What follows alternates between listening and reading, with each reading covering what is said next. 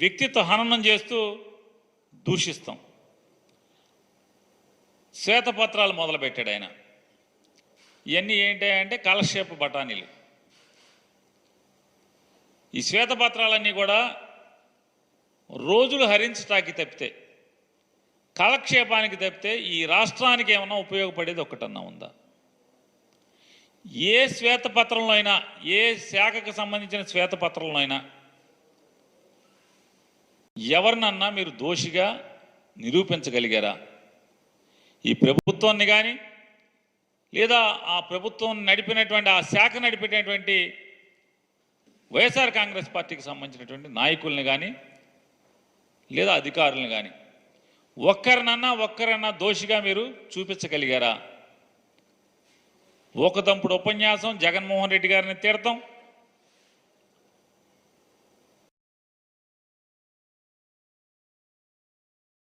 ఆయన మాటలేమో కోటలు దాటుతున్నాయి. చంద్రబాబు నాయుడు గారి ఎన్నికల ముందు మాటలు కోటలు దాటినాయి. గెలిచిన తర్వాత చేతలు ఏంటి అంటే ఎక్కడ వేసిన గొంగలు అక్కడే ఉన్న పరిస్థితి. అనేక సార్లు ఆయన చెప్పారు, రాజకీయాల్లో నా అంత చతురత ఉన్నోడు ఎవడో లేడు, బోళెన్సార్లు చెప్పారు. అలాగే ఆయన చతురత గురించి, ఆయన మాటలు గొప్పతనం గురించి, ఆయన రాజనీతి గురించి ఈనాడు, ఆంధ్రజ్యోతి, టీవీ గురించి మనం చెప్పక్కర్లా, వాళ్ళు లేపటం ఒకటి కాదు. కానీ చేతలకు వచ్చేప్పటికీ ఒక్క అంగుళం అన్నా ఈ రాష్ట్రం ఎక్కడన్నా కదిలిందా? కదలలేదు. ఈ కదలకపోగా శ్వేతపత్రాలు ఇచ్చేప్పుడు పోలవరం శ్వేతపత్రం ఇచ్చారు. ఒక విలేకరు గారు అడిగారు అమాయకంగా, అంటే ఈనాడు, ఆంధ్రజ్యోతి, టీవీ5లో వచ్చినాయన్నీ నిజం అనుకుని ఈయన ఈరుడు సూర్యుడు అనుకుని ఏం చెప్పాడు, సార్ పోలవరం మీరు అప్పటికే 72% కట్టేసి అని చెప్తున్నారు కదా, మిగతా 28% ఎప్పుడు పూర్తి చేస్తారండి? మీరే మొత్తం మీరు కట్టారుగా ఇప్పుడు దాకా 72% అంటే ఎవడో తెలుసా ఎప్పుడు పూర్తి అవుద్దో నాకే తెలియదు అంటాడు. 40 ఏళ్ళ ఇండస్ట్రీ, 14 ఏళ్ళ ముఖ్యమంత్రి అని చెప్తారు, 4వసారి ప్రమాణ స్వీకారాన్నేమో డబ్బాలు కొట్టి రాసుకుంటారు, పోలవరం శ్వేతపత్రం ఇచ్చేస్తాకెళ్ళి పోలవరం చూస్తానికి వెళ్తారు, పోలవరం ఎప్పుడు పూర్తవుద్దంటే ఏమో నాకేం తెలుసు అంటాడు. ఇది ఈయన అనుభవం. అది అయిపోయిన తర్వాత అమరావతి వెళ్తారు, అమరావతి మొత్తం తిరుగుతారు. విలేకరు గారు అడుగుతారు, సార్ అమరావతి ఎప్పుడు పూర్తి చేస్తారు సార్, ఎంత ఖర్చు అవుద్దని చెప్పని. ఏం మాట్లాడతారు? నిన్ను అడగాలి ఇవన్నీ కూడా, నిన్ను కూర్చోబెట్టి ఇక్కడ అడిగితే అప్పుడు చెప్తావు సమాధానం. అతను విలేకరు ఉద్యోగం అతనిది, అతన్ని అక్కడ కూర్చోబెట్టితే మరి రాజీనామా చేసి కూర్చోబెట్టాల్సింది కదా విలేకరు గారిని. కూర్చోబెడితే ఏమని చెప్పేవాడేమో, ఆయన పోలవరం రోజంతా అమరావతి అంతా తిరిగి చెప్పేవాడేమో ఇంత ఇన్నాళ్ళలో పూర్తి చేస్తా, లేకపోతే అవుదా అని. అమరావతి అవుతుందా అవదా? ఇంతమంది అమాయకుల్ని ఆశ పెట్టారు కదా, ఇవాళ రండి కొత్తగా ఇక్కడ పెట్టుబడులు పెట్టండి అని పిలుస్తున్నారు కదా. ఇవన్నీ కూడా తూచి కార్యక్రమాలు. అలాగే విద్యుత్ శాఖ మీద శ్వేతపత్రం ఇచ్చారు. ఆ శ్వేతపత్రం రోజు కూడా విలేకరులందరూ, మిత్రులందరినీ కూడా పిలిచారు. అన్ని జగన్మోహన్ రెడ్డి గారి మీద అసత్యాలు చెప్పారు, లేని అప్పులు చెప్పారు, పాపాలు అప్పులు చేసిందేమో ఆయన చేసేసి. ఒక విలేకరు గారు అడిగారు, ఏమండి మీరు నాణ్యమైన విద్యుత్ని రేటు పెంచకుండా రేట్లు తగ్గించిస్తా అని చెప్పారు కదా అంటే వెంటనే ఆ విలేకరు మీద రివర్స్ అయిపోయారు. ఏం మాడుతున్నాను, ఎవడు చెప్పాడు? ఆయన చెప్పానా? ఆయనే చెప్పాడు. ట్రూ అప్ ఛార్జెస్ లేకుండా జగన్మోహన్ రెడ్డి గారు ట్రూ అప్ ఛార్జెస్ పేరుతో కరెంటు రేట్లు పెంచకుండా ట్రూ అప్ ఛార్జెస్ మీద మీ మీద భారం వేసి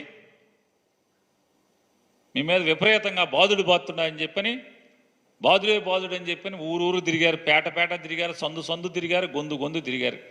తండ్రి కొడుకులు ఇద్దరు, ఈ తెలుగుదేశం నాయకులందరూ కూడా, ఇవాళ ఎమ్మెల్యేలు మంత్రులైన వాళ్ళందరూ కూడా తిరిగారు. పవన్ కళ్యాణ్ గారు కూడా చెప్పారు, విద్యుత్ ఛార్జీలు బాగా పెరిగిపోతున్నాయి, మన చంద్రబాబు నాయుడు గారిని గెలిపించుకుందాం, విద్యుత్ ఛార్జీలు తగ్గిద్దామని. ఈయనంటాడు శ్వేతపత్రం ఇచ్చి, ఎవడు చెప్పాడు నేను తగ్గిస్తా అని చెప్పానా అంటాడు. ఆల్రెడీ వీళ్ళు జూన్ 4ని గెలిచారు, 12 తారీఖు దాకానేమో 8 రోజులనేమో రిమోట్ కంట్రోల్తో పరిపాలించారు. 12వ తారీఖు నుంచి ఏమో తెర మీదకి వచ్చారు.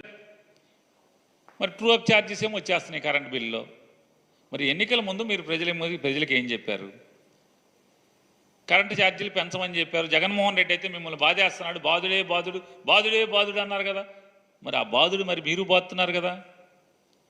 అంటే జగన్మోహన్ రెడ్డి గారు చేసింది కరెక్ట్ అనే కదా. ఇవాళ పవన్ కళ్యాణ్ గారు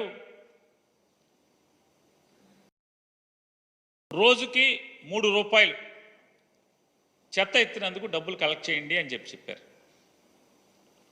చెప్పినట్టుగా ఈనాడు, ఆంధ్రజ్యోతి పేపర్లో చూసాం. ఊరు బాగుండాలి, స్వచ్ఛంగా ఉండాలి, పరిసరాలు అద్భుతంగా తయారవ్వాలి, అనారోగ్యాలు ఉండకూడదు, ఆరోగ్యవంతమైన పరిసరాల కోసం చెత్త ఎప్పటికప్పుడు ఎత్తేయాలి, ఇంటికి 3 రూపాయలు కలెక్ట్ చేయండి అని చెప్పారు. మరి జగన్మోహన్ రెడ్డి గారు ఏం చెప్పారు? అదే కదా. ఆయన 30 రూపాయలు 60 రూపాయలే కదా. మరి మీరేమో 90 రూపాయలు కలెక్ట్ చేయమని చెప్తున్నారు కదా. మీరు అపోజిషన్లో ఉన్నప్పుడేమో చెత్త మీద పన్ను వసూలు చేస్తారా? చెత్త ముఖ్యమంత్రి అని ఒకడు, చెత్త నా కొడుకు అని ఒకడు. మరి మిమ్మల్ని ఏమనాలి ఇప్పుడు? అదే చెత్త పన్నుని కొనసాగిస్తున్నటువంటి ఈ రోజుకి మీరెక్కి 35 రోజులైంది. చెత్త పన్ను ఎక్కడన్నా ఆపారా? ఏ ఊర్లో ఉన్నా ఆపారా? ఏ మున్సిపాలిటీలో ఉన్నా ఆపారా? చెత్త పన్ను ఆపలేదు కదా. ఆపకపోగా అద్భుతం ఇది చెత్త పన్ను అనేది. ఇది జగన్మోహన్ రెడ్డి గారు రోజుకి రూపాయి 2 రూపాయలు వసూలు చేశాడు. కాదు 3 రూపాయలు వసూలు చేయండి అని మీరే చెప్తున్నారు. జగన్మోహన్ రెడ్డి రూపాయి 2 రూపాయలు వసూలు చేశాడు రోజుకి, మనం 3 రూపాయలు వసూలు చేద్దామని చెప్తున్నారు. జగన్మోహన్ రెడ్డి గారు అధికారంలో ఉండి ఇదే పని చేసినప్పుడేమో చెత్త నా కొడుకు, చెత్త ముఖ్యమంత్రి అన్నారు. మరి మీరందరూ ఎవరు అని అడుగుతున్నప్పుడు నేను చెత్త పన్ను రోజుకు రూపాయి 2 రూపాయలు వసూలు చేసినందుకు జగన్మోహన్ రెడ్డి గారు చెత్త నా కొడుకు, చెత్త ముఖ్యమంత్రి అయితే మరి మీరందరూ ఎవరు?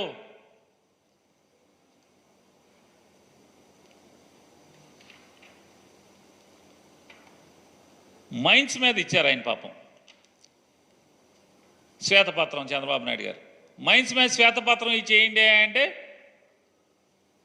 చంద్రబాబు నాయుడు గారు 5 ఏళ్లలో కంటే కూడా జగన్మోహన్ రెడ్డి గారు 5 ఏళ్లలోనే మైన్స్ మీద ఆంధ్రప్రదేశ్ రాష్ట్రానికి రాబడి గట్టిగా వచ్చింది.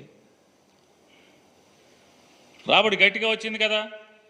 మరి ఎవరు సమర్థవంతమైన ముఖ్యమంత్రి?